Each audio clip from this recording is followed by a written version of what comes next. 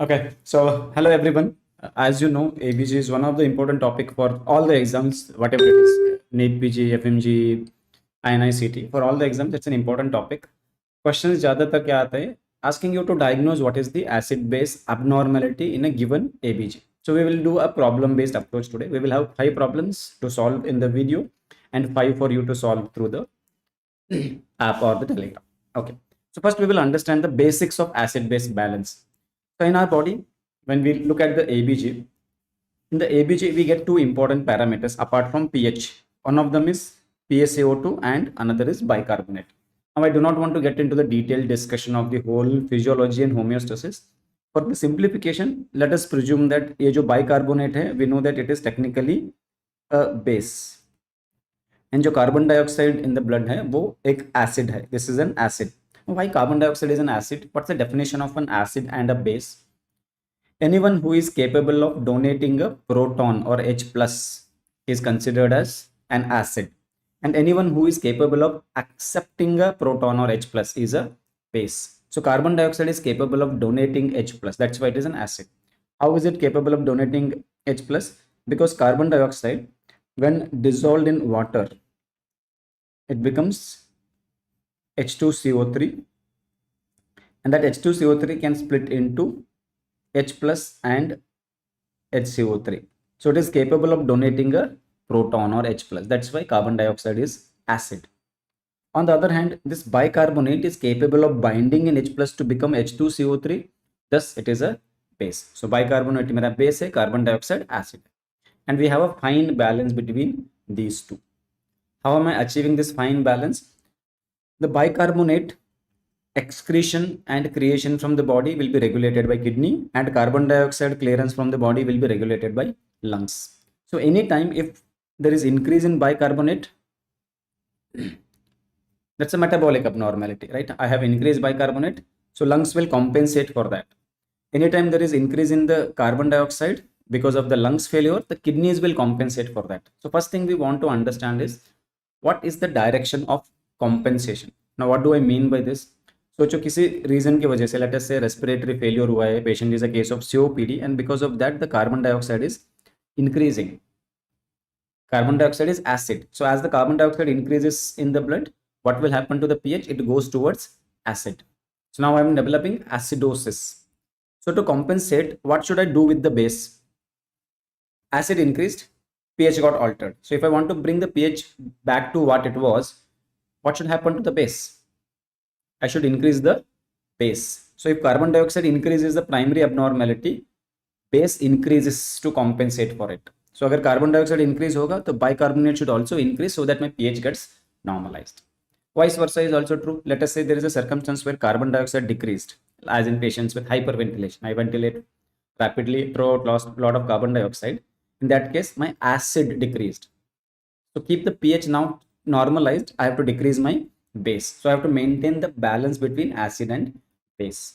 So one important message we learn here is whatever is the primary abnormality, it could be increased carbon dioxide, decreased carbon dioxide, increased bicarbonate, or decreased bicarbonate. Whatever is the primary acid base abnormality, the compensatory change follows the same direction. If carbon dioxide is increasing, to get the pH normalized, bicarbonate has to increase. If bicarbonate is increasing, to get the pH normalized, the carbon dioxide has to increase. If bicarbonate is decreasing, carbon dioxide has to decrease. So compensatory change follows the direction of primary acid base abnormality, right? This is the basic I wanted you to know. Now let us start by looking at the normal acid base parameters. What is the normal pH? Normal pH is 7.35 to 7.45. So anything outside this range will be considered as abnormal. So 7.35 to 7.45 is normal. If the pH is more than 7.45, we will call it as alkalosis. And if it is less than 7.35, as you know, we will call it as acidosis. So on this side of the pH, we have acidosis. On that side of the pH, we have alkalosis. Perfect pH for the serum is 7.35 to 7.45. We are achieving this perfect balance by balancing carbon dioxide and bicarbonate. Every time one of them changes, the other changes to compensate it. Okay. Of course, the changing of bicarbonate and carbon dioxide is assigned to different organs. Carbon dioxide can be handled by lungs, bicarbonate is handled by kidneys. Okay. Now, what is the normal carbon dioxide values in the arterial blood gas? It is a gas, so we will express it in terms of millimeters of mercury. So, the normal carbon dioxide hai, that is 35 to 45 millimeters of mercury. That's the partial pressure of carbon dioxide. Easy to remember because this is 7.35 to 7.45. This is 35 to 45. And the normal bicarbonate value in the blood is 22 to 26 milliequivalents or millimoles per liter. Milliequivalents or millimoles per liter. This is our normal ABG values. So if I get a ABG where pH is less than 7.35, it is acidosis, more than 7.45, it is alkalosis. Okay. So let us try to see if we can identify whether in this particular ABG disorder, we have acidosis or alkalosis. So first step on analyzing ABG is to see whether it is normal, acidosis or alkalosis. So first thing that I'm seeing is pH. So here pH is 7.5. So is that acidosis, alkalosis or normal? pH is more than 7.45, so we'll count it as alkalosis. So from the pH, we have come to the conclusion that this person has alkalosis. Okay, I will show you another ABG. Now tell me whether this person has acidosis, alkalosis, or is this a normal ABG? Is this acidosis, alkalosis, or normal? pH appears to be in the normal range. pH appears to be in the normal range. So can I count this as normal? No acid base disorder? No, sir. No. We have to look at the HCO3 now. Yes. So when I see the internal values of this ABG, the bicarbonate appears to be increased. Carbon dioxide appears to be increased. Normal bicarbonate value is 22 to 26. Carbon dioxide is 35 to 45. So both the values are increased. That means this is not a normal ABG. There is some acid base abnormality. But the compensatory mechanisms have somehow pushed the pH back to normalcy. So this is not normal. But if I give you another ABG where pH is, let us say, 7.38, PCO2 is 40 millimeters of mercury, and bicarbonate is 25 millimoles per liter. Is this an abnormal acid base disorder here? Is there any disorder or this is normal? So this is disorder because it is acidosis, but there will be a compensatory alkalosis somewhere. So first thing, as I see the pH yahan pe, in this pH appears to be in the normal range. So when we have a normal pH, two possibilities are there. Either I have fully normal condition or there is an acid base disorder which has been compensated. So to decide that, I have to look at the internal values. So in this case, we clearly notice that the bicarbonate is increased and carbon dioxide was increased. So based on that, we concluded that there is an acid base disorder. Here carbon dioxide normal range is 35 to 45. So it is also in the normal range. Bicarbonate is 22 to 26. This is also in the normal range. So pH or ABJ के अंदर के दूसरे values, everything is in the normal range. So this we will count it as normal. On the other hand, this is abnormal. How do we recognize abnormalities, or how do I decide that this is acidosis or alkalosis? I'll come to that. But before that, we will understand the concept of compensation. So normally the balance of carbon dioxide and bicarbonate has given me a pH in the range of 7.35 to 7.45. Now, let us say for some reason, or let us say that patient developed a respiratory failure, he is not able to exhale carbon dioxide out. So more carbon dioxide gets added to. So as more carbon dioxide gets added, what will happen to the acid in the body? Acid increased, तो ये side अब भारी हो जाएगा. Acid increase, so pH will now start moving towards acidosis. So अब ये 7.35 to 7.45 range से it has dropped down to 7.2. Now I have acidosis. Simple. Acid increased, pH dropped to acidosis side. Now if I have to get this weighing scale balanced, what should I do with the bicarbonate? Respiratory system failed to clear carbon dioxide. Problem respiratory system method, so that has increased the acid. Now kidneys have to excrete more bicarbonate or reabsorb more bicarbonate. If I have to get the weighing scale balanced, I need more bicarbonate, right? This side it is tilted, there is more acid, I need more bicarbonate so that it gets balanced. So I have to increase the bicarbonate value. So यहाँ पे primary abnormality, what was the primary abnormality? Increase in the carbon dioxide was the primary abnormality. So to compensate for that,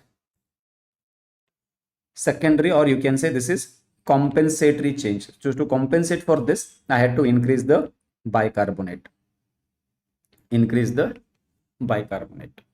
So primary abnormality, whatever it is, compensatory change follows it. Now, if whatever extra bicarbonate I am able to reabsorb and regenerate in the kidney, if it is sufficient enough, I may be able to get this pH back to the normal range. So it may be normalized. So when it is normalized in the normal range, then we will call it as fully compensated acid-base disorder. So here the primary abnormality was high carbon dioxide. So it was a respiratory problem and acidosis was there. So we will call it as respiratory acidosis. That's the main problem. So to compensate for that, we increase the base. So we had a compensatory metabolic alkalosis. Metabolic sides, the bicarbonate production and reabsorption was increased. So I had a compensatory increase. So base increase, so increased base is alkalosis, but this was compensatory. This is not the primary abnormality. And this compensation was effective to get the pH back to normal range. Then we will say this patient has fully compensated respiratory acidosis. So in this ABG picture that we are getting, internal values are abnormal, but pH is normalized. So in that case, I can say that this patient has got whatever acid-base disorder it is fully compensated acid-base disorder. So whenever pH appears in the normal range, it is fully compensated. Okay, I hope this point is clear. So first thing I see is pH. pH altered, clearly there is acid-base disorder, but if pH is normal, it need not always mean that there is no acid-base disorder. It can mean either I have a fully compensated acid-base disorder or I have a normal ABG. So to know whether it is normal or fully compensated, I have to look at the internal values. If internal values are altered, then there is a fully compensated acid-base disorder with the pH being in the normal range.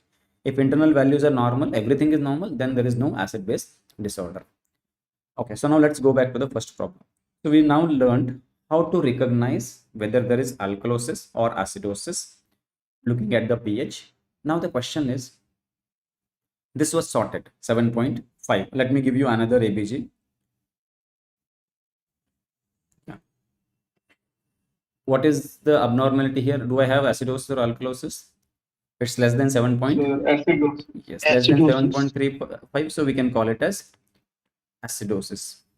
But when I encounter the pictures like this, where pH appears to be in the normal range, 7.35 plus it is, so it is in the normal range, but internal values are abnormal. Bicarbonate is low, 22 to 26 is normal. Carbon dioxide 35 to 45 is normal, so they are decreased. So in such cases, how will I decide whether it is acidosis or alkalosis? When pH is put back to normalcy.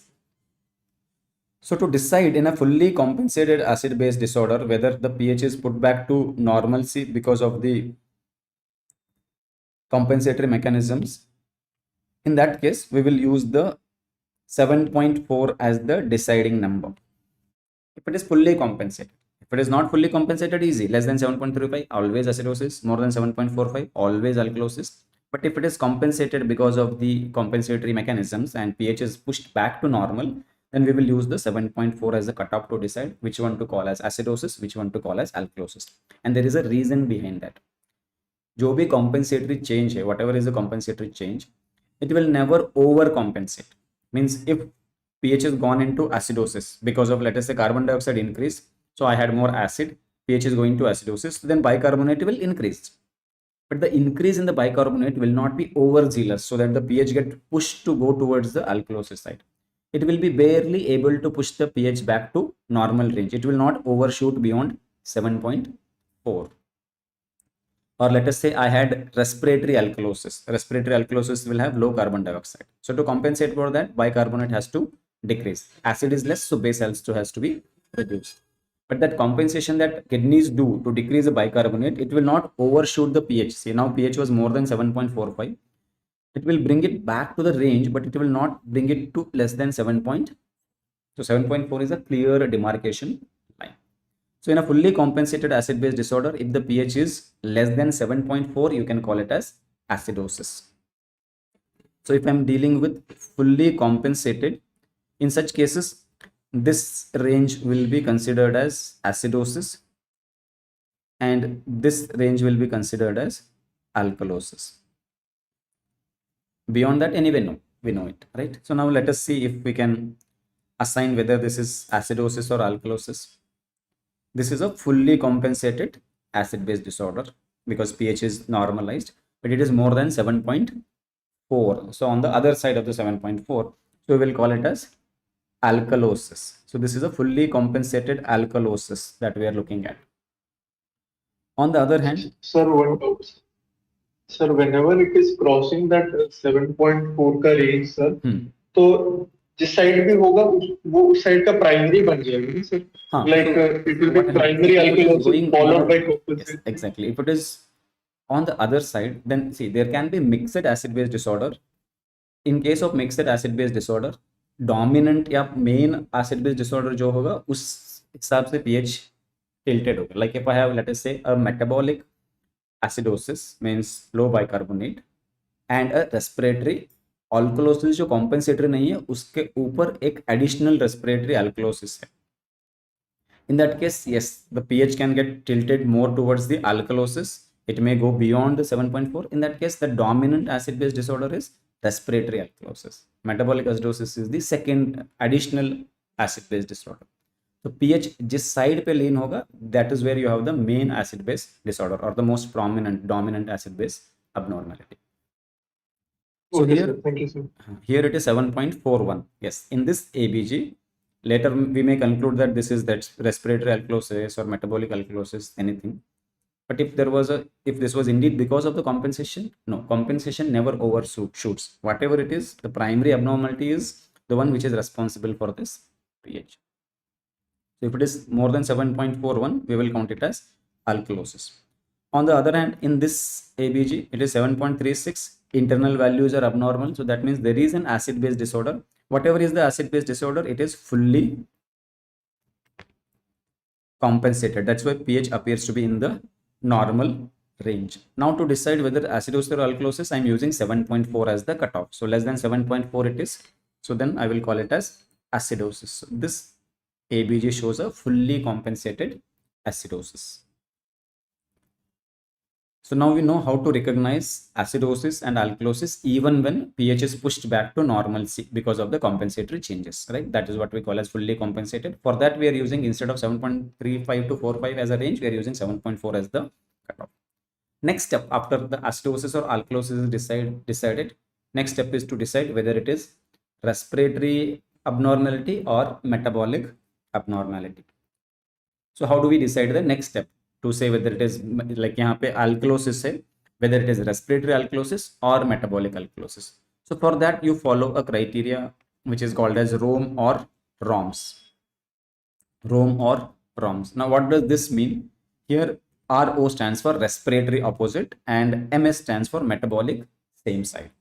So what is the side that we are talking about? We are talking about the direction of pH and PCO2. So once I've decided whether it is acidosis or alkalosis, we will assign a direction to pH and PCO2. So here pH is increased. So that means the direction is up. pH is increased. What is happening to the carbon dioxide here? Normal is 35 to 45. Here it is 18, decreased. So the direction assigned is down. So they are in the opposite direction. pH is increasing, carbon dioxide is decreasing. So when they are in the opposite direction, that means the abnormality that we have is respiratory. So you can say that here the alkalosis that we are getting is respiratory.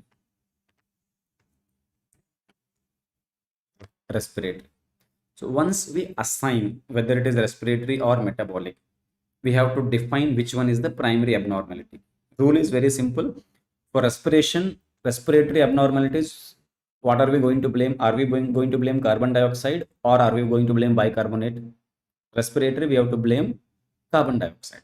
So once I have decided that it is respiratory, the primary abnormality will turn out to be carbon dioxide. So ये है मेरा primary abnormality, that is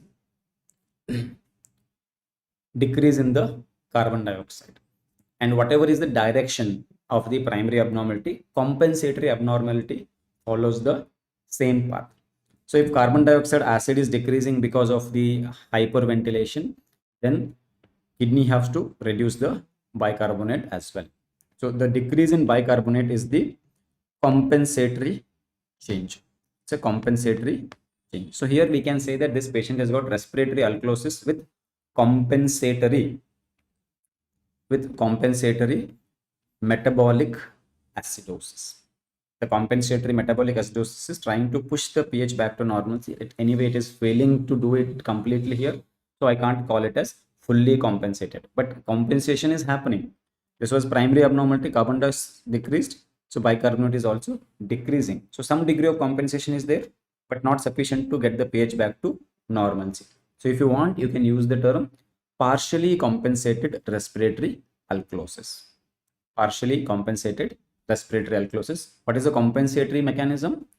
Developing the metabolic acidosis by decreasing the bicarbonate. Right? That's how we are going to assign it. So similarly, we will first decide whether it is respiratory or the metabolic for other questions, and then we will come back to these ABGs further. So here we had called it as alkalosis. Now let us apply the ROMs to decide whether it is respiratory or metabolic. So what is the direction of the pH here? The pH here is increase. In a fully compensated, remember, we are no longer looking at the range of 7.35 to 4.5. We are using 7.4 as the cutoff. On that side, it is increased. On this side, less than this, it will be considered as decreased. So here pH is more than 7.4. That means it is increased. Direction of pH is up. And what is the direction of the PCO2? Carbon dioxide is also increased. Normal is 35 to 45. So here it is increase. So if it is increased, both of them are in the same direction. Both of them are pointing upwards. So whatever this fully compensated alkalosis I'm having, this is metabolic. Remember, ROMs, respiratory opposite, metabolic same side. So we are dealing with a metabolic alkalosis here. And in the metabolic, what is the primary abnormality? Metabolic always blame bicarbonate, respiratory always blame carbon dioxide. तो यहाँ पे जो primary abnormality है, that is the increase in the bicarbonate. So to compensate for that, lungs are retaining more carbon dioxide. So base had increased because of your metabolic abnormality. To compensate for that, now lung is trying to retain more acid. तो यहाँ पे जो increase in carbon dioxide that we see is the compensatory change. It's the compensatory change. Can you explain like the last sentence you said, why which blames what, and why in the rooms we are only taking pH and CO2, sir? See, this is just a method to reach or decide which one is metabolic and which one is carbon dioxide. The underlying physiology is that lungs are dealing with the carbon dioxide and bicarbonate is primarily dealing with the kidneys are primarily dealing with the bicarbonate. So if lung becomes dysfunctional or it develops some kind of abnormality, let us say that I have COPD. Now I am not able to exhale carbon dioxide. I start retaining. So carbon dioxide increases. That is the acid. Acid is being added to body because of lungs dysfunction. So I should call this as respiratory acidosis. So to compensate for that, what kidneys should do? They have to reabsorb more bicarbonate, generate more bicarbonate. So that's the compensatory mechanism that kidney is helping. So kidney compensates for the problem of the lungs. So respiratory abnormalities are compensated by kidney. Same happens if the respiratory rate increases. I wash out a lot of carbon dioxide. So acid is decreasing. Now kidney has to excrete more bicarbonate because acid decrease, base also has to decrease. So simple rule kya hai? Kidneys compensate for the respiratory disorders. Okay. Now coming to the metabolic disorders. Metabolic disorders is where I can have more or less of bicarbonate because of a metabolic abnormality. Need not always be kidney abnormality. Metabolic abnormality. For example, diabetic ketoacidosis. So what happens in diabetic ketoacidosis? Keto acids are being formed. These are extra acids created in the body, which is not usually there in physiological state. These extra acids, how will I neutralize it once it is being formed? By washing out CO2. The buffer system. So first thing that comes into picture whenever the, like, let us say diabetic ketoacidosis is there. Again, remember what is an acid and what is a base. An acid is the one which can donate a proton, and a base is the one which can accept a proton. So in diabetic ketoacidosis, I have developed keto acids in the body. So it is nothing but an proton donator. It is going to donate a proton. It is releasing protons. That's the basic meaning of acid. So with the addition of proton, now the pH is becoming acidotic. The first defense from the body to take care of this proton is the buffer system. And our buffer system, the main buffer system in the extracellular fluid is bicarbonate buffer. So bicarbonate buffer, what it will do, bicarbonate will come and it will take this proton. So anything that can accept the proton is a base. So bicarbonate, why is it base? Because it is capable of accepting this proton. By accepting this proton, it becomes H2CO3. So HCO3 minus plus, which one? Sorry, minus. Yeah. So it received a proton to become H2CO3. So it is able to absorb the protons generated by the acids, and thus it is reducing the burden of acids in the body. That's why we call this as a bicarbonate buffer system. But when I did that, what happened to my bicarbonate? It got spent. It got spent. So whenever we have a metabolic disorder where there is acid generation, bicarbonate get used up. So bicarbonate is going to decrease. So by default, all metabolic acidosis, bicarbonate will be decreased. One of you may question me saying that, sir, this is also an acid. This is carbonic acid. This is capable of donating a proton. So this is also an acid. From keto acids, we created one more acid, right? That's what you can say. But the biochemistry is little different. What is it? The strongest acid in human body is a proton. Because anything who can donate a proton is an acid. Proton is proton, right? It is ready for donating itself. So strongest acid is a proton or H+. So now what I did is I combined a strong acid with a weak base to generate a weak acid. So this was a strong acid that got converted to a weak acid by the bicarbonate buffer. So basically buffer systems take a strong acid and convert it to a relatively weak acid. But when I'm converted a strong acid to weak acid, I lost a bicarbonate. This is how buffer system is working, right? I go on losing the bicarbonate whenever more and more keto acids get added. So every time there's a metabolic disorder, main pathology need not always be related to renal dysfunction and thus losing bicarbonate or gaining bicarbonate. It could also be because of adding alkali or acids to the blood. But if I add also, ultimately the final thing that happens is bicarbonate increases or decreases. If I add alkali, bicarbonate decreases. If I add acid, bicarbonate increases. Bicarbonate decreases. If I add an acid, bicarbonate gets spent up and decreases. So every metabolic acidosis, there will be low bicarbonate. Every respiratory acidosis, there will be high carbon dioxide, and vice versa is true. This is a basic physiology. So because of this, we will always have a compensatory drive happening. So as the acidosis happens and bicarbonate gets spent, it is decreasing. So to compensate for that, the lungs will start washing out the carbon dioxide and bring it down to a value which might help me get the pH re-established to the normal range. This is what we are calling as compensatory mechanism. So whatever ABG will look, as long as the other organ is able to respond, we will see a change happening in the compensatory drive. If carbon dioxide is increasing, bicarbonate will be increasing. If bicarbonate is increasing, the carbon dioxide will be increasing. So it becomes difficult for us to identify what is the primary driver to which the compensatory change is following. So this ROMS criteria is just a hack which simplifies identifying the primary driver. It's not a very foolproof method. If there are 2 or 3 ABG abnormalities, it can mislead, but it's fairly okay for us to reach the diagnosis, because we have other methods to identify other additional acid-base disorders present in a single ABG. So we're using ROMs just to identify whom we are going to consider it as the primary abnormal.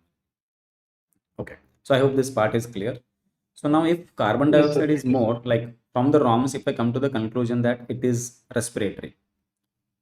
If it is respiratory, if respiratory system is dysfunctional, it can be dysfunctional with respect to carbon dioxide. Respiratory system is not going to alter your bicarbonate directly. Your bicarbonate is going to alter for a compensation of respiratory dysfunction. So from the ROMs, if we conclude that it is respiratory alkalosis, you have to think of primary abnormality being whatever is happening to the carbon dioxide. From the ROMs, if we conclude that it is metabolic abnormality, then whatever is the primary abnormality, it has to be related to the bicarbonate. So we are applying ROMs to decide which one to be considered as primary abnormality. So in this ABG, ROMs help me to identify that it is respiratory. So respiratory means carbon dioxide is the primary abnormality. So patient has washed out carbon dioxide, acid is reduced in the body. Now I have to reduce the base. So kidneys compensate by excreting more bicarbonate. Excreting more bicarbonate.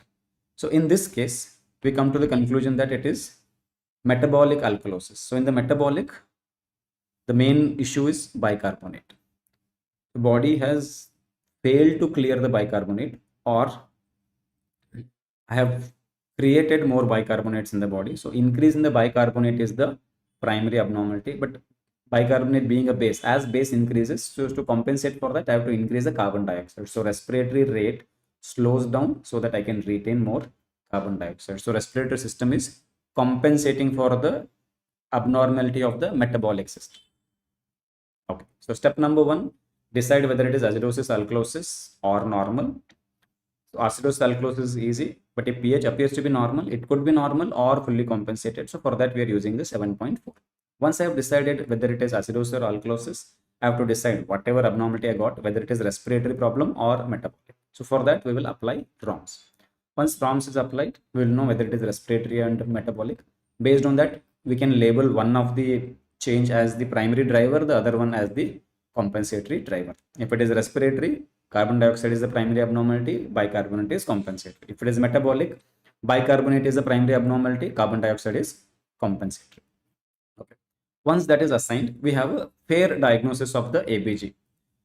Like here, we concluded that we have respiratory alkalosis with decreased carbon dioxide as the main abnormality, with a compensatory decrease in the bicarbonate. We can say this as with metabolic compensation, or you can say compensatory metabolic acidosis. This was not strong enough to get the pH back to normal range. So that means whatever compensation it is partial. So I can say this as partially compensated respiratory alkalosis with compensatory metabolic change or compensatory metabolic acidosis. Same I can apply to this question. So here we decided that it is a fully compensated because pH is in the normal range. It's a fully compensated metabolic alkalosis. So primary abnormalities increase in the bicarbonate and increase in the carbon dioxide is a compensatory change. So we can say that it is a fully compensated metabolic alkalosis with compensatory respiratory change or compensatory respiratory acidosis. That's how I'm going to describe this ABG, right? Now let us apply that to this ABG as well. pH is 7.36. That means appears normal, but internal values are not normal. So that means there is an acid-base disorder. But pH being normal, I am labeling it as fully compensated. Less than 7.4 in a fully compensated is acidosis. Now let us apply the ROMs. So pH here is less than 7.4, decreased. PCO2 is less than 35. That is also decreased. So both of them are in the same direction. Same means metabolic. So that means this is a fully compensated metabolic acidosis. So if it is fully compensated metabolic acidosis, metabolic mein what is the primary change? Primary change is decrease in the bicarbonate. So this is the primary abnormality. Metabolic always blame bicarbonate. So to compensate for a decrease in the base, see, this bicarbonate may be decreased because let us say this patient has got diabetes and he has developed DKA. So keto acids are being added in the body. So to neutralize those keto acids, bicarbonate is being spent. That's why bicarbonate is decreased. Or he may be a case of diabetes who is receiving metformin, and metformin has resulted in lactic acidosis. So lactic acid is being added to the body. To neutralize that lactic acid, bicarbonate is being spent, so it is decreasing. That's the metabolic abnormality. Now to compensate for that, carbon dioxide has to decrease. So decrease in the carbon dioxide is the compensatory change. Primary driver is decrease in bicarbonate, decrease in carbon dioxide is compensatory change. So now here we have a fully compensated metabolic acidosis with compensatory respiratory alkalosis, or you can say compensatory respiratory change. Okay. Now applying the same concept to this ABG, here pH was clearly less than 7.35. So we have acidosis, and I can't call it as fully compensated for sure because pH is not back to the normal range. So whatever compensation, it can be called as partial. Okay. Now here we will apply the ROMs to decide whether it is respiratory or metabolic. So what is happening to the pH? pH is decreased, and when I see the PCO2, it is also decreased. So both of them are in the same direction. Respiratory opposite, metabolic same. So being in the same direction, I can say that I am dealing with metabolic acidosis here. This is a classical, simple, easy case of metabolic acidosis. So in a metabolic acidosis, what is the primary abnormality? In a metabolic acidosis, primary abnormality is decrease in the bicarbonate. तो ये primary है, and जो decrease in the carbon dioxide है वो compensatory change है. So I hope this much is clear. How to decide whether it is acidosis or alkalosis, and how to decide whether it is respiratory or metabolic, and based on that, how to decide primary abnormality and what is the compensatory change. Now the next question is, whatever compensatory change I am getting, is it appropriate for the degree of decrease in the bicarbonate? So what if I have, let us say here we decided that it is metabolic acidosis. But what if there is an additional respiratory alkalosis? Means carbon dioxide for, let us say, 8 millimoles per liter of bicarbonate. Let us say, just hypothetically, I expect the carbon dioxide to come to 25, but here it is 18. So why did it drop from 25 to 18? It should have come to 25 to compensate. Why did it drop to 18? Maybe there's also a respiratory alkalosis. Patient is hyperventilating and washing out more carbon dioxide than actually required for this bicarbonate. So there can be a hidden additional acid-base disorder.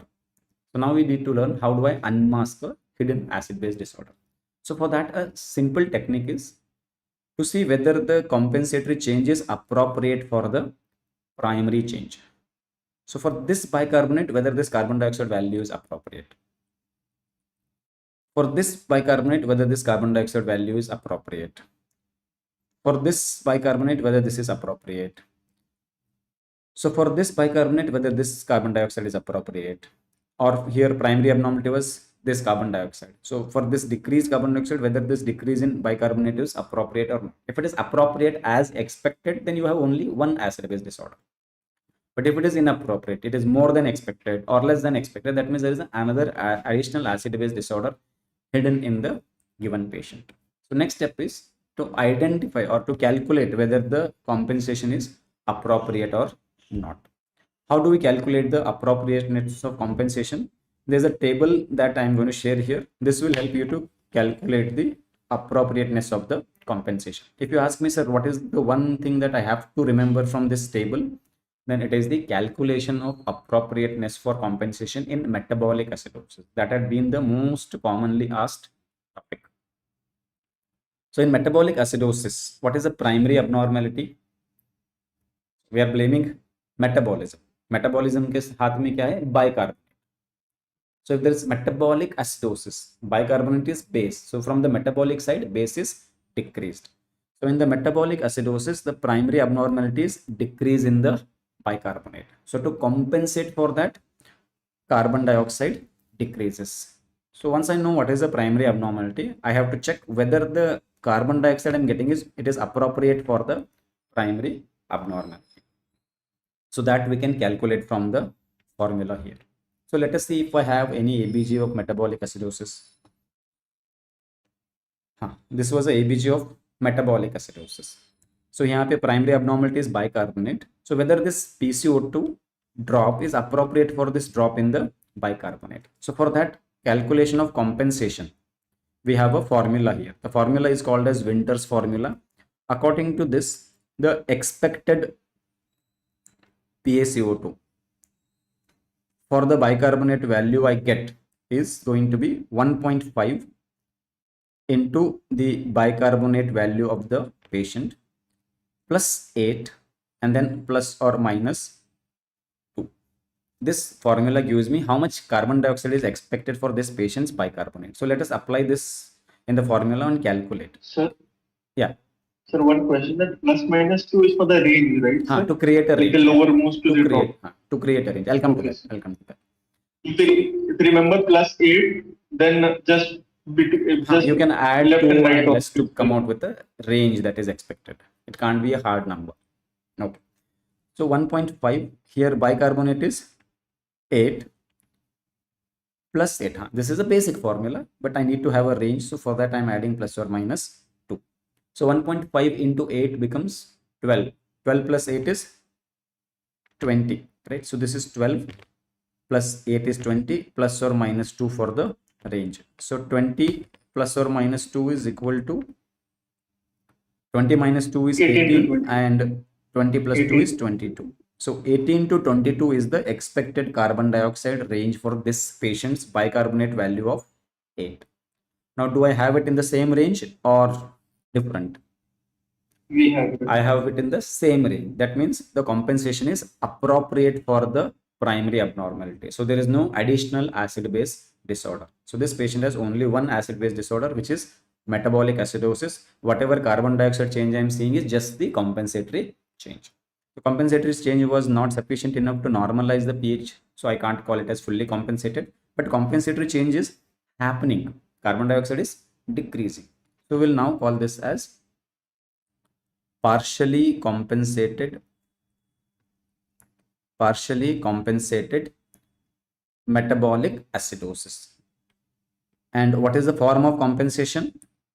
Metabolic acidosis means base was less. So to compensate for that, I decrease the acid from the respiratory side. So respiratory side responded by creating a form of alkalosis. So either I can say partially compensated metabolic acidosis with compensatory respiratory change or respiratory compensation, or I can say compensatory respiratory alkalosis. With compensatory respiratory alkalosis. This respiratory alkalosis is just compensatory. This is not an additional acid-base disorder because the carbon dioxide value I got is appropriately expected as per the expectation for the bicarbonate. Okay. Now let us calculate for another example. So here pH is 7.36, appears normal, but bicarbonate and PCO2 are not normal. That means there is an acid-base disorder. And whenever you have a pH in the normal range with other abnormalities, it's fully compensated. Whatever it is fully compensated.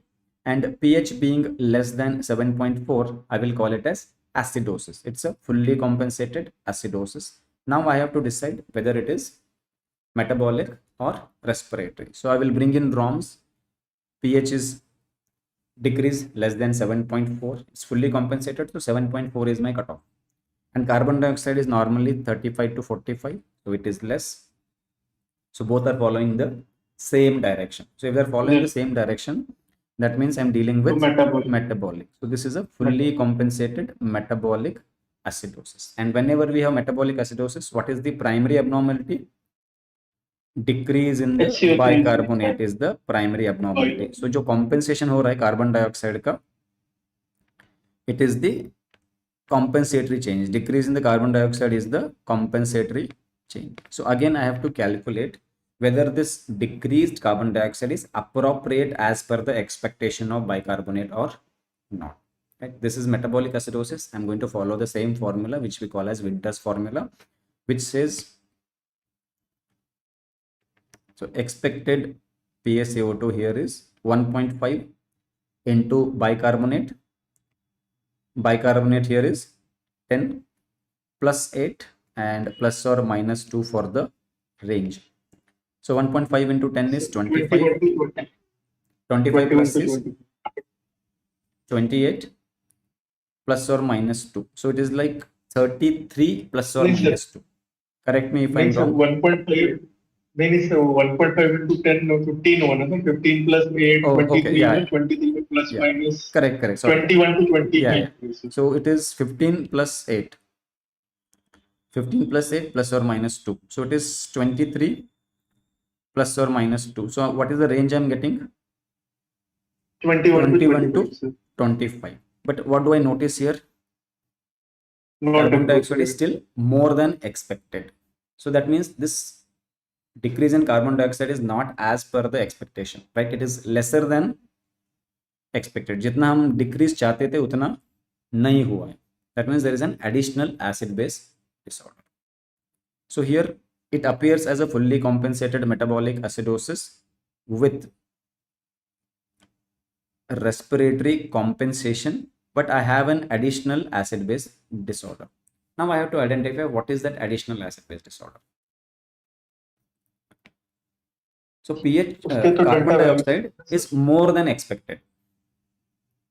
It is more than expected. So what is the pathology here? Do I have a respiratory acidosis as an added problem or respiratory alkalosis as an added problem? So respiratory acidosis as a problem because the level is more than required. Exactly. So if I breathe heavily and wash out more carbon dioxide than required, then you can say that I have respiratory alkalosis. But here I have not washed out as much as required. So that means my respiratory system is not able to wash out as much as required. So I have a dysfunction of the respiratory system. So typically this can happen in patients with COPD. If I have COPD, I already have difficulty to exhale or difficulty with the expiration because of the obstruction. So I struggle. And now you give me the additional burden of acid added to body. So I will try as much as, but I will not be able to get the appropriate compensation done because I have an expiratory problem, and that is nothing but respiratory acidosis. So when we calculate in a metabolic acidosis case, the compensatory change, if it is more than or less than expected, there is an additional disorder. So to pick up which one is it, we have to just think logically whether carbon dioxide is as much as I expect or more or less. Carbon dioxide more, we will always blame it as respiratory acidosis, and carbon dioxide less, it is respiratory alkalosis. So there is a respiratory compensation, but in addition to that, there is a respiratory acidosis. So here I am dealing with a fully compensated metabolic acidosis plus some degree of compensatory change, but there is an additional respiratory acidosis. Additional respiratory acidosis. So here we have two ABG abnormalities, right? In this, we had only one because the expected carbon dioxide was as per the calculation, right? So similarly, let us apply that to the first question that we had. Here we concluded that there is a respiratory alkalosis. So primary drive was decrease in carbon dioxide. So whether the bicarbonate decrease is appropriate or not. So what the formula says for this, for a respiratory alkalosis? For the respiratory alkalosis, as we just learned, primary abnormality is decrease in carbon dioxide. Most commonly happens because of hyperventilation. So to compensate for decrease in the acid, bicarbonate decrease. So we have to calculate the expected bicarbonate. But for me to calculate, I need to know whether this respiratory alkalosis I am dealing with is acute or chronic. It's acute or chronic. See, for example, I forgot to tell you, I guess, that the carbon dioxide clearance. So carbon dioxide clearance is directly proportionate to respiratory rate. The more faster I breathe, more is my respiratory rate, more is the carbon dioxide that I am going to exhale. And thus I can say that there is an inverse relationship between the respiratory rate and partial pressure of carbon dioxide, because more I wash out, more drop in my blood. So respiratory rate increases, carbon dioxide exhalation increases, blood carbon dioxide decreases. So PCO2 has an inverse relationship with respiratory rate. So every time respiratory rate is high, carbon dioxide decreases. So I can get into respiratory alkalosis. So let us say that someone who is making a travel to high altitude and stays there for long, because of hypoxia, he may have increased respiratory rate to compensate for that. So many compensatory changes are going to happen. One of them is increase in erythropoietin, increase in hemoglobin. Apart from that, there can be increased respiratory rate. Here I may have an increased respiratory rate for a prolonged period. That's a chronic condition. Sir, that erythropoietin will be a late change and this will be an immediate change. Yes, right, yes. This will be an immediate change. This was a NEET question, I guess. Oh, it was a question. Okay, yeah. This time it was question. Hypoxia, altitude, what is the late change? So this respiratory change, respiratory rate change is a quick response. Erythropoietin, it will slowly increase, and then hemoglobin will take some more time for the hemoglobin values to go higher. So this increasing hemoglobin and oxygen carrying capacity of the blood slowly starts decreasing the respiratory rate. That is what is accustomization is all about. So when I ascend up, I will have this hyperventilation, but then as I get more and more accustomed, my respiratory rate will start coming down. But it takes a long process for the hemoglobin, everything to get increased. So during that period, you may continue to have a higher respiratory rate. So you have a chronic condition where you are hyperventilating. So you are chronically maybe washing out carbon dioxide. So your PaCO2 can be low for a long period. On the other hand, it can also happen acutely. For example, someone goes into a panic attack. Because of the panic attack, they can hyperventilate. Sometimes we can call it as hysterical hyperventilation. Or on the other hand, let us say I have pneumonia, COVID, I will have hypoxia because of the pneumonia. To compensate for hypoxia, to get more air into it, I have to increase the respiratory rate. By default, that's a natural response. But because of this acute pneumonia, I have acute hyperventilation. Acute hyperventilation will lead to drying out more carbon dioxide, but this is an acute condition. So compensatory change depends on whether I'm dealing with acute or chronic.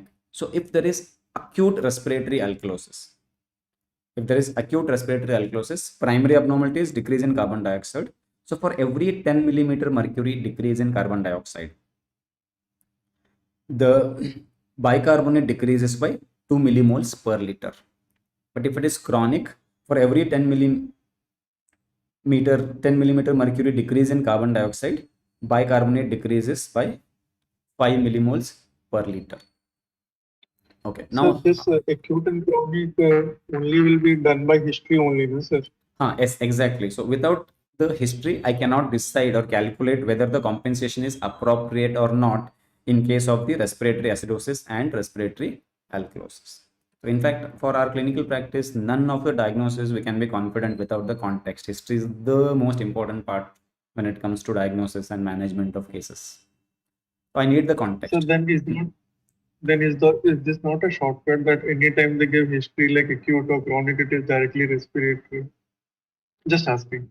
See, if there is an MCQ saying that this is a case, this is the ABG, and decide whether it is appropriate compensation or not, without a context, it's not possible.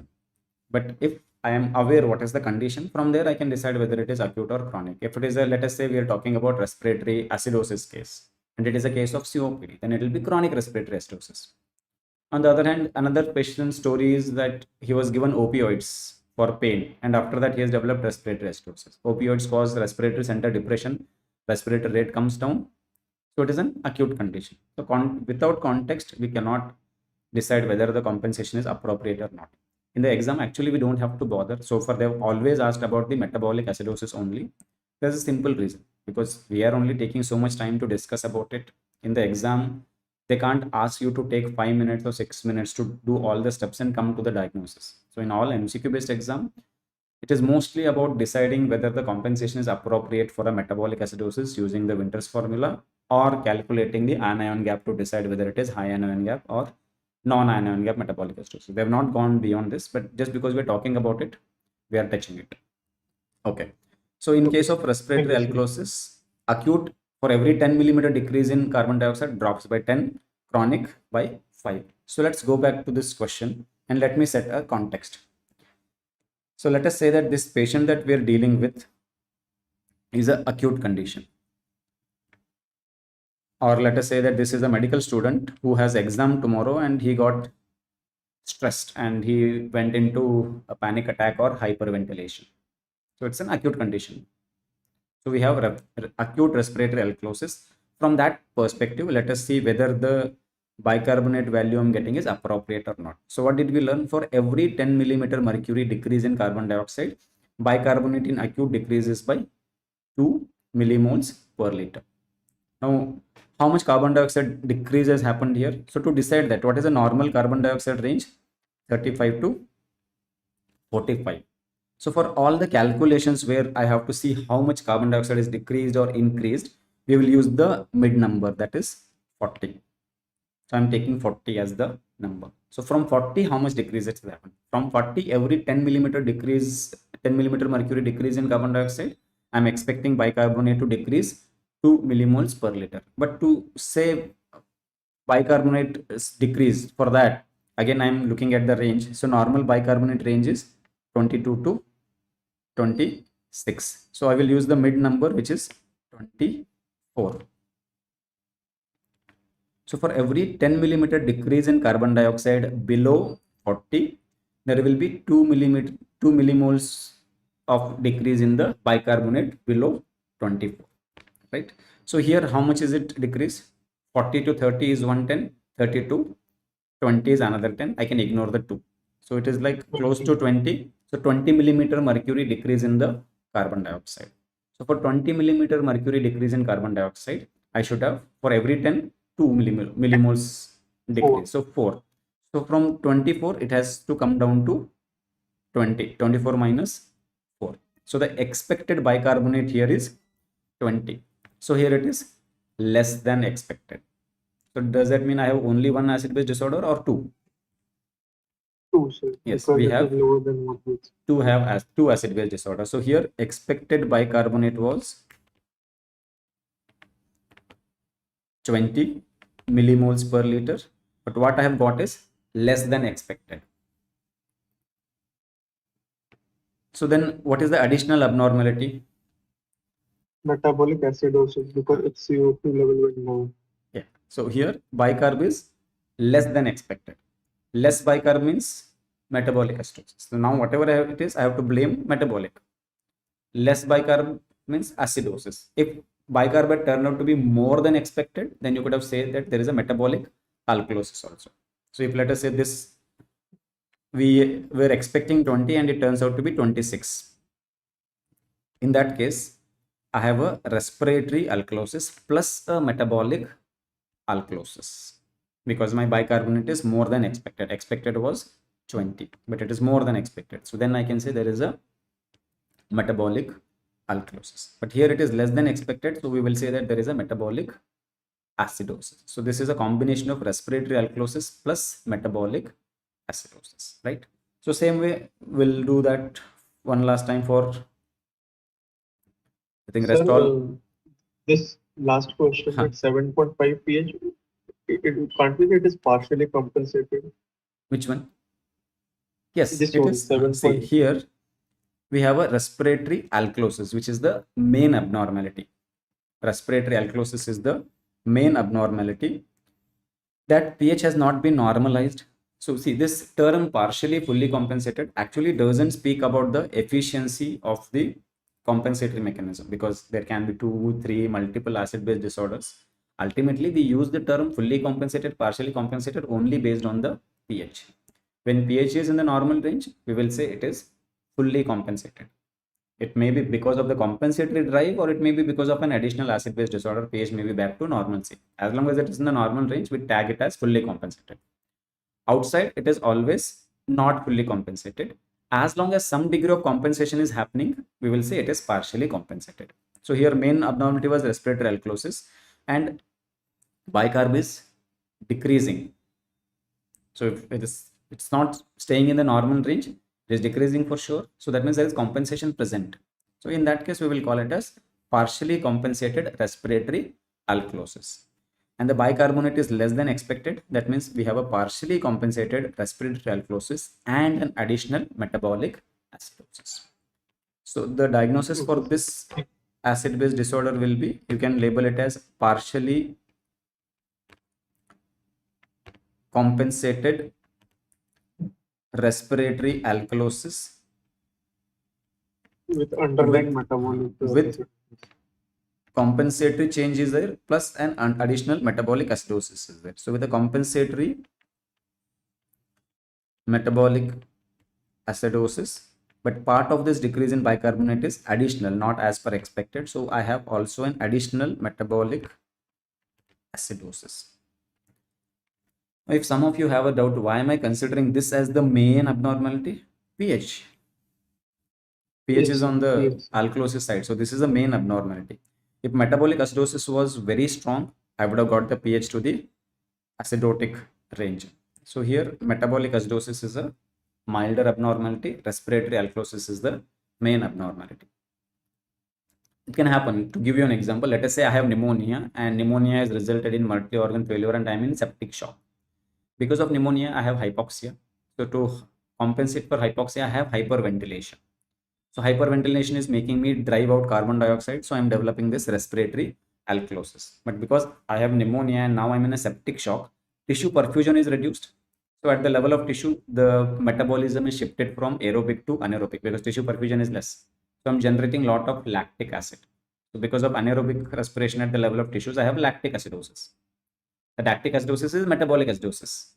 And this hyperventilation is causing respiratory alkalosis. So both can coexist like in this question. But the dominant main abnormality here is respiratory alkalosis because pH is on the 7.5 side. Okay, so now we know how to identify the fully compensated, partially compensated based on the pH. Then we also know how to assign respiratory or metabolic, and then how to identify whether it has only a single acid base disorder or multiple by looking at the compensation, whether it is appropriate or not. So for that, this table is very, very useful.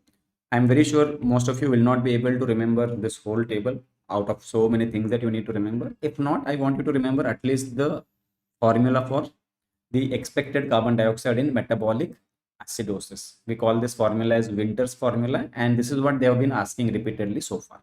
Okay.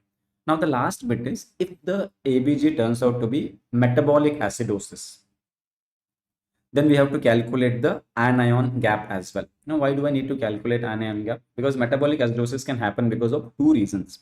One, I gave the example of diabetic ketoacidosis and lactic acidosis. In those cases, some extra acid which is not present in high quantity in physiological state in the body is being added to body. But I can also have the metabolic acidosis because of, let us say, renal failure. So I have renal failure, kidney is dysfunctional, it is not able to reabsorb bicarbonate, or it is not able to regenerate bicarbonate. Kidney does the job of regenerating the bicarbonate. So my bicarbonate is low because of renal dysfunction. That's also a metabolic acidosis. Here, no additional acid is being created by the body. I'm just having the reduced bicarbonate. That's metabolic acidosis, base is reduced. But I can also have metabolic acidosis because of increased acid being produced. So whether I have got the metabolic acidosis because of an additional acid being added to the body, that can be recognized by anion gap. So what is this anion gap? Anion gap is nothing but the difference between so anion gap is the difference between the commonly measured anions and commonly measured cations. Ideal condition, there should be no difference. We have perfectly balanced number of anions and cations. But when we measure, we are not measuring all the anions, we are not measuring all the cations. So we measure some anions, some cations, so it creates a difference in that value. This anion gap is measured as sodium, which is my major cation, minus major anions are chloride and bicarbonate. If I had measured all anions and all cations, the anion gap is 0. I'm not measuring all. So when I'm only taking these into account, I get a value. That value we will count it as normal. So normal value ranges from 8 to 12. That's the normal anion gap. Whenever this gap is more than 12, we will say, see, more than 12 is because some unmeasured anions are added to the body which are acidic in nature. That has caused you to develop metabolic acidosis. So whenever gap is more than 12, The metabolic acidosis is because of an additional acid being added, which is anionic in nature, like lactate, right? Keto acids, they are being added to the body. That's why you're developing acidosis. So anion gap helps you to identify that. Anion is negative, sir, and cation is positive, sir. Yes, cation is positive, anion is negative. So the difference between the two is anion gap. If we increase the anion, how will it increase the anion if the cations are increased? No, see, let us say I'm talking about lactate. It is an acid. But how is it an acid? An acid is the one which is capable of donating a proton. So lactic acid will get split into H plus and the lactate ion. It will get split into lactate and H plus. So by donating H plus, it is causing acidosis. What is left behind is a negatively charged particle. So your carbonic acid, H2CO3 is an acid. But when it splits, H plus not contributed, so HCO3 remains. HCO3 so when remains. So what is left behind is the anion. Understood. So that is now contributing to the anion gap. So this helps us to identify whether an acid is being added and that is causing the acidosis, or it is because of the primary impairment of the bicarbonate generation or reabsorption itself. So if the gap is more than 12, then if it is more than 12, then we are going to call it as high anion gap metabolic acidosis. And if it is less than or equal to 12, we are going to call it as non-anion gap metabolic acidosis. Here anion gap is not increased. So these acidosis are not because of an acid which is an anion contributor being added to the body. The classical example for this is the renal tubular acidosis, where I have either impairment in H plus secretion or bicarbonate reabsorption or kidney failure. So those are the conditions where I will get non-anion gap metabolic acidosis. On the other hand, lactic acidosis, diabetic ketoacidosis, then methanol poisoning, salicylic acid poisoning. In all those cases, any acid, it will come to HAGMA. If it is any kidney issue, then it is MAGMA. Generally, yeah. For a quick case, you can take it that way. So here, anion gap will be more. So next step is to calculate that whether anion gap is low or high, increased. So let us calculate for this question then. So here we have already calculated the expected PaCO2. From there, we know that there was an acid-base additional disorder. All of that we have identified. The last thing to calculate is anion gap. So what is happening to the anion gap here? Anion gap is sodium. Sodium. 140. Yes, 140. Minus 10 plus 10. So it is minus 120. So that comes out to be 20. That means here anion gap is high. So that means this metabolic acidosis that I'm dealing here is a high anion gap metabolic acidosis, right? So let's apply that to another acidosis question that we had. So if I have to calculate anion gap here, sodium is 138 minus chloride is 110 plus bicarbonate is 8. So that becomes 128. So again here the anion gap is 20. Correct me if the maths is wrong. Correct, right? Yes, correct. Yeah. So 118 minus 138 minus 118, 20. So here also anion gap is high. So this metabolic acidosis is high anion gap metabolic acidosis. Okay. Now, once we have a high anion gap metabolic acidosis, we are suspecting that probably an acid additional being added here. So classical most common cause for high anion gap metabolic acidosis is going to be diabetic ketoacidosis, followed by patients with CKD. So why am I having CKD as a cause for high anion gap metabolic acidosis?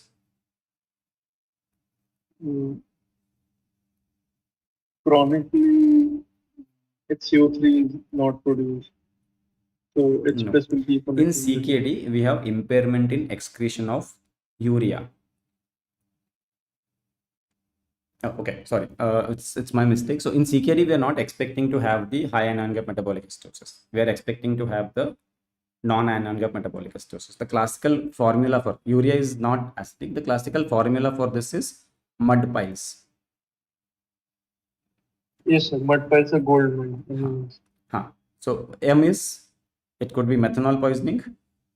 U is, Yes, this is where I'm coming to. U is uremia. U is yes, uremia. So please let me clear the confusion. If you have renal tubular acidosis, where there is impairment in either H plus secretion or bicarbonate reabsorption, it's going to be non-anion gap metabolic acidosis. But in CKD, we have, so you said no earlier that we can make this generalization kidney. So we have to keep this point in mind. So even I got carried away. So urea is going to contribute to the acidosis because urea is again an acidic ion here. So it's an anion being added in the CKD. Uremia is high anion gap metabolic acidosis. Okay. So this is the formula. Now, one last question or bit of issue that I have is, what if I have a high anion gap metabolic acidosis? It's only HGMA. What if there is an additional non-ion gap metabolic acidosis? Like, can I say that a patient who is having diabetic ketoacidosis can also have like, let us say, renal tubular acidosis? Diabetes is known to cause renal tubular acidosis. So renal tubular acidosis will have non-ion gap metabolic acidosis, and diabetic ketoacidosis will be high anion gap. Both can coexist. So is there a way to identify if there is an additional hidden non-ion gap metabolic acidosis? Yes. So you can help that by calculating what is called as delta gap or delta ratio. So this delta ratio is the difference between the delta anion gap divided by delta bicarbonate. So that if it is less than 1, there is an additional non-ion gap metabolic acidosis. If it is in the 1 to 2 range, it's a pure high anion gap metabolic acidosis. So what is this delta ratio? We are looking at delta anion gap divided by delta bicarbonate. So what is delta anion gap? From normal anion gap, how much it is changed in this patient. So difference between normal anion gap and this patient's anion gap. And bicarbonate from normal, how much it is changed. How much it is changed from normal, right? So let us calculate that for one of our patient. Here we had high anion gap metabolic acidosis. Whenever we have high anion gap metabolic acidosis, we have to calculate delta gap or delta ratio. So we have to look at delta anion gap divided by delta bicarbonate. So what is delta anion gap? Anion gap is here high. So that is patient's measured anion gap, and normal, which is 12, right? 8 to 12, we're considering it as normal. So that number I will take. Whatever is measured in the patient minus 12, that gives me how much it is increased from normal. Then we will look at the bicarbonate. So here normal bicarbonate is 22 to 26. So we will use 24 as the mid number. How much it is less compared to that 24? So we will check the patient's measured bicarbonate from the labs. So this will give me the delta ratio. So here, how much is the patient's measured anion gap? 20. So 20 minus 12. 20 minus 12 is 8, divided by 24 minus patient's measured bicarbonate. That was 8. 24 minus 8. So how much I'm getting it as? 8 divided by 24 minus 8 is 18, right? No, 16. 16, sir. 0.5. So it turns out as 0.5. So that means my delta ratio is less than 1. So what do we know so far? If the delta ratio is in the range of 1 to 2, we have pure high anion gap metabolic acidosis alone. That's the only abnormality. But if it is less than 1, we have, in addition to high anion gap metabolic acidosis, there is a hidden non-anion gap metabolic acidosis. So here we got 0.5. That means there is a hidden non-anion gap metabolic acidosis. So for this patient, there's a long list of abnormalities. So here we have a fully compensated metabolic acidosis with compensatory respiratory alkalosis. The main abnormality is high anion gap metabolic acidosis, but hidden underneath this, there is also an additional non-anion gap metabolic acidosis. So here the diagnosis is fully compensated metabolic acidosis hagma, metabolic acidosis nagma with compensatory respiratory alkalosis. Compensation is appropriate. So from the other side, there is only two acidosis are there. The alkalosis side, there is no abnormalities. So we will apply this for this one patient last, and then we will wind up. So here also our anion gap was high, 20. So let us see how much is the delta ratio here. So here 20 is the anion gap minus 12, so it comes out as 8 only. Bicarbonate wise, yes, sir. Bicarbonate 24 minus how much is it here? 10. 14, sir. 8 so by 8 by 14 is 14 again it is below. still less than 1. What 0.5 again? No, little 0.57. Okay, so it is still less than 1. So in the exam also we don't have to calculate this value, right? We don't have that much time, so that's why like it's all about quick judgments. If the denominator comes a higher value than this one, it's always going to be less than 1. So done. That means we have two abnormalities. Underlying. Yeah, there is an underlying non-anion gap metabolic acidosis also. If this value turns out to be more than this, then the value is going to be more than. So then you can say that you're dealing with a pure high anion gap metabolic acidosis. So that's how we will be able to quickly reach the conclusion, right? So that's it from me today. So we have covered the key ABG abnormalities that they are going to ask. Please remember, most of the questions will not reach the point of calculating the compensation and all that. Majority of the questions are going to be to decide whether it is respiratory or metabolic, fully compensated or partially compensated. And if examiner wants you to spend a little more time, maximum he will go to is calculate the anion gap. Please remember the mud piles and the mnemonic for the non-anion gap metabolic acidosis.